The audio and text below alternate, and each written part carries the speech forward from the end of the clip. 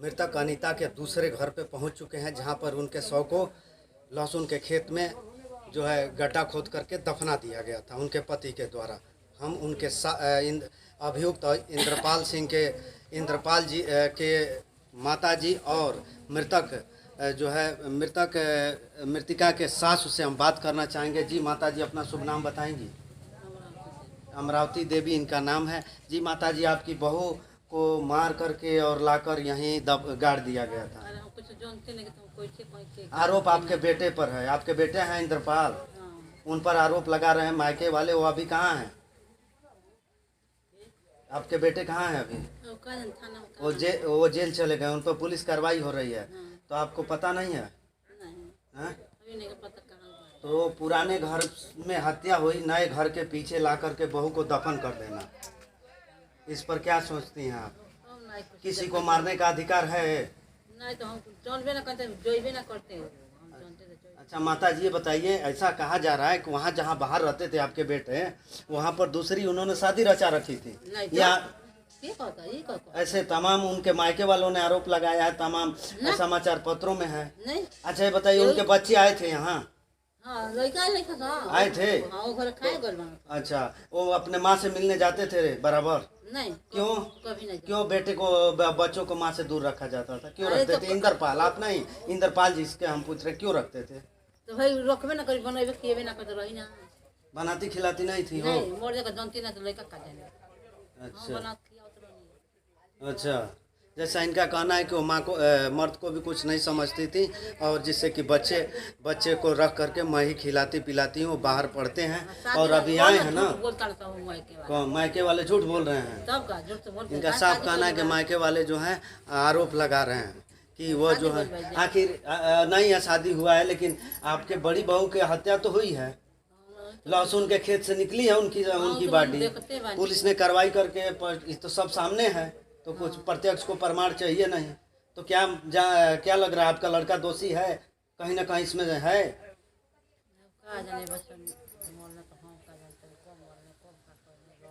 हालांकि माता जी साफ इनकार कर रही हैं कि हमें इस बात की जानकारी नहीं थी। हम वो जगह भी दिखाएंगे जहां पर ये जो है उनको लहसुन के खेत में गाड़ा गया था। नमस्कार, अभी हम ग्राउंड जीरो पर खड़े हैं। वहां पर यह मैल थाना क्षेत्र का, देवरिया जनपद का मैल थाना क्षेत्र का नरसीडाँड़ गांव है, जहां पर पति ने अपने पत्नी की गला दाब करके हत्या कर दिया और बोए हुए लहसुन के खेत में गड्ढा खोद करके दफन कर दिया था। हम आइए दिखाते हैं कि उस पत्नी को किस घर में, कहाँ पे यह सब कांड हुआ था। सीधे हम कैमरामैन से कहेंगे कि ये दिखाएं कि किस तरह से घटना घटी थी।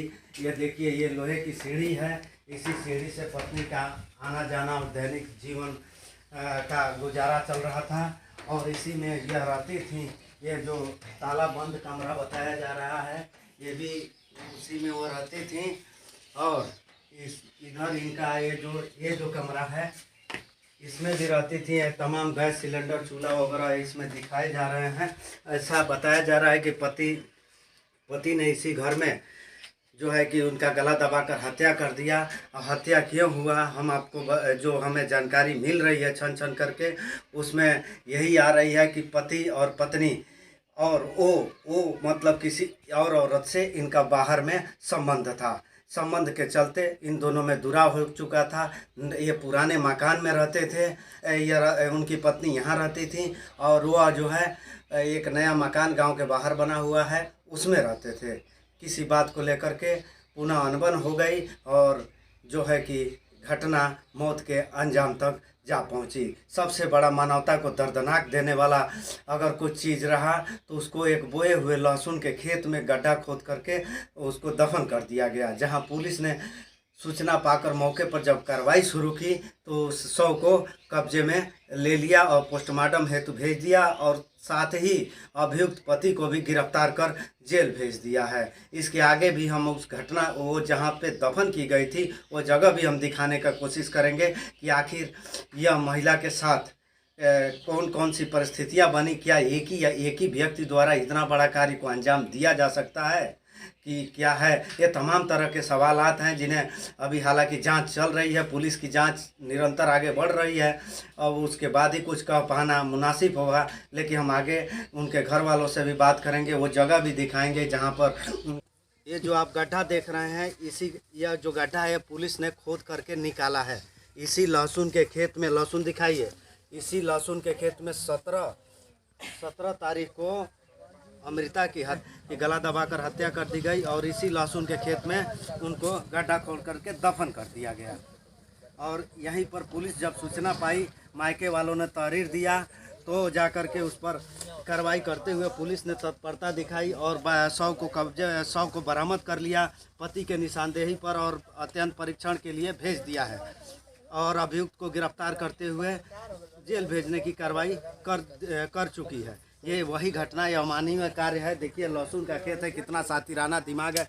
अब सवाल उठता है कि पुराना घर से नए घर की दूरी लगभग 200 मीटर है और ये 200 मीटर के अंदर ये मामला यहाँ जा कर के पेचीदा बनते जा रहा है, जिसको पुलिस अपने जांच में खुलासा कर सकती है या जांच बिंदु पर रखी भी होगी।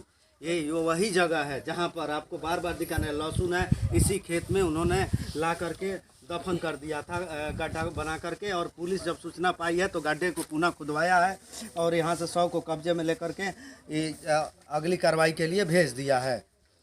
देखते हैं, हम गांव वालों से भी बात करने की कोशिश करेंगे। अगर कोई गांव का आदमी, हालांकि कोई बोलने को तैयार नहीं हो रहा है, लेकिन हम प्रयास करेंगे कोई गांव वाला हमसे बात करें, उनसे भी जाने कि कब घटना हुई, कुछ तो बताएं। कोई बात करेंगे आप लोग बाबू? नहीं, कोई नहीं।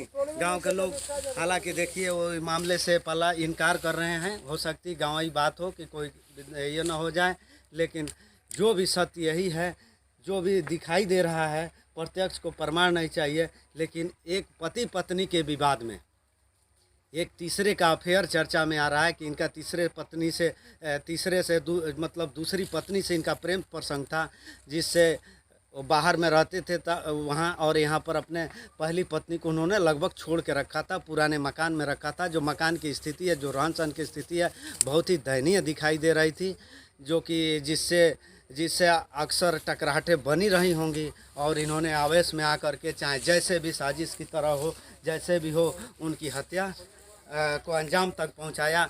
सवाल बनते जाता है कि लगभग 200 मीटर दूरी से ला करके यहाँ दफन करना क्या एक आदमी के बस की बात है? जैसे जैसे पुलिस की जांच आगे बढ़ेगी, वैसे वैसे हम अगला आपको अपडेट वीडियो के मार्फत देते रहे। तो ये अपने बच्चों से भी दूर रहती थी? जी, शुरू से रहती थी, पूरा गांव के लोग जानते हैं। अच्छा। हाँ, बच्चों से इनको लगाव ही नहीं रहा? लगाव नहीं था, और रात को कब कहाँ चली जाएंगे कोई भरोसा नहीं था उनका। मानसिक रूप से क्या विकृत थी कि ठीक थी? मानसिक रूप से वो क्या थी, वो उसके बारे में हम लोग को अनुभव नहीं था। वो किसी से उनका कोई सपोर्ट नहीं था, उनके कारण सारा परिवार छोड़ के बाहर घर बनवा लिया। अच्छा। वो किसी को भी मार पीट देती थी, किसी को कुछ भी कर देती थी। उनका कोई गारंटी नहीं था किसके साथ आएंगे, किसके साथ जाएंगे, उनका कोई मतलब नहीं था। हाँ। जैसे कि परिजन परिवार वाले भी बता रहे हैं कि उनका किसी से पटता ही नहीं था।